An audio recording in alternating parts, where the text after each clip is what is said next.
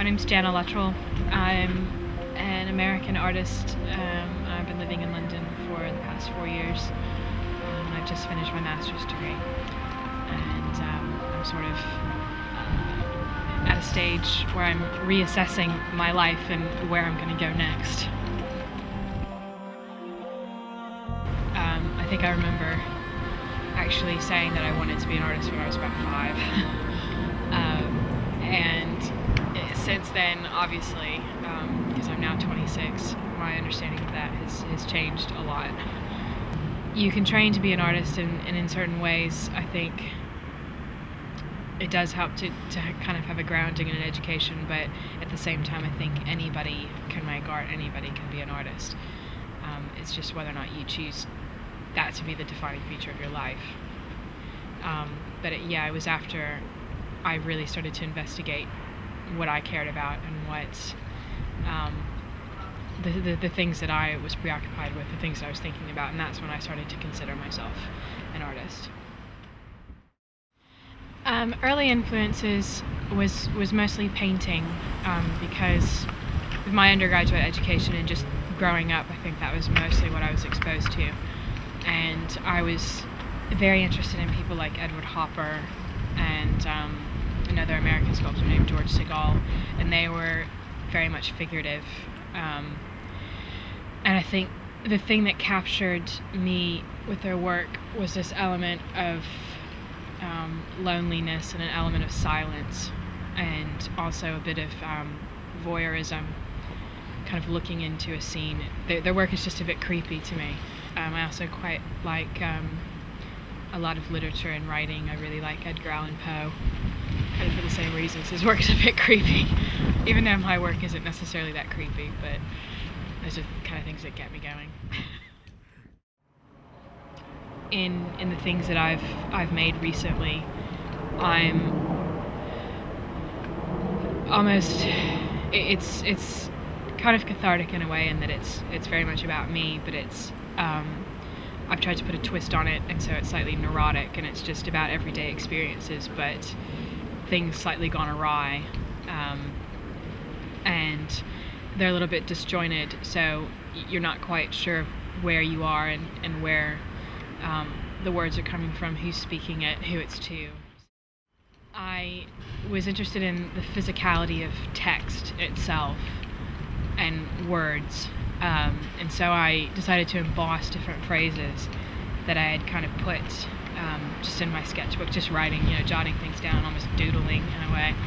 And the phrases that I chose to emboss, one of them was "we have short lives," and the other one was "to have, to hold, until when," and then each word was on a different sheet of paper. It was arranged in an installation in just a white room, very light, and it was hung from the ceiling with vinyl string, so you couldn't actually see how it was hung. It's a bit ghostly in a way, which is kind of what I wanted to happen, but then at the same time it was very physical because the words were actually embossed on the paper. And I left it up until the week of the July 7th bombings, because that was when our show came down, and I was going to college the morning of July 7th. I was coming in to London on a train from Maidenhead, and my train was delayed, and because of that, for some reason, I decided, oh, my train's late, so I'm just going to go straight home and get cleaned up and then go back to college, which kind of didn't really make sense. But with that thinking, had my train been on time, I would have been most likely heading eastbound to Edgware Road right when the bombings happened. So I came into Paddington, so I was one stop away from the bombings right after they happened, and went home because everything was shut down, couldn't get anywhere, and realized that I was going to pick up this work that said these things, we have short lives, to have, to hold, until when.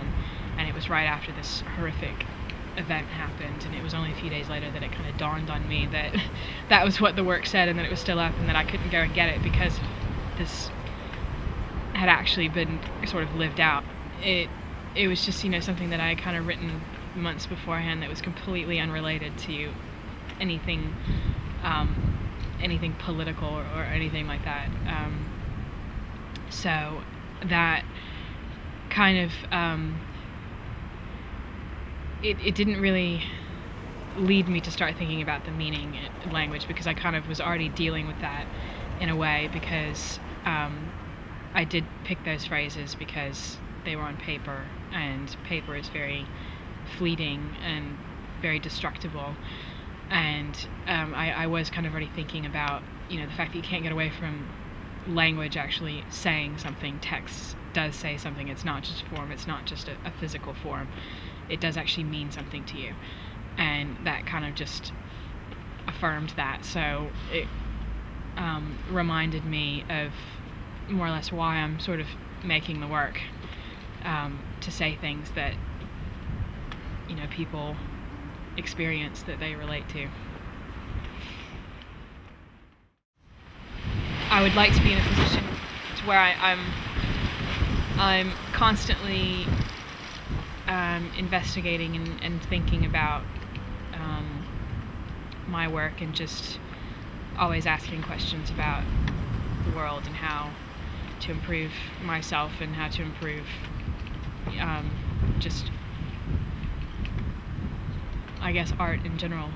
And so I don't necessarily have any big grand plans for becoming world famous. I don't really think that's a goal of mine. I just want to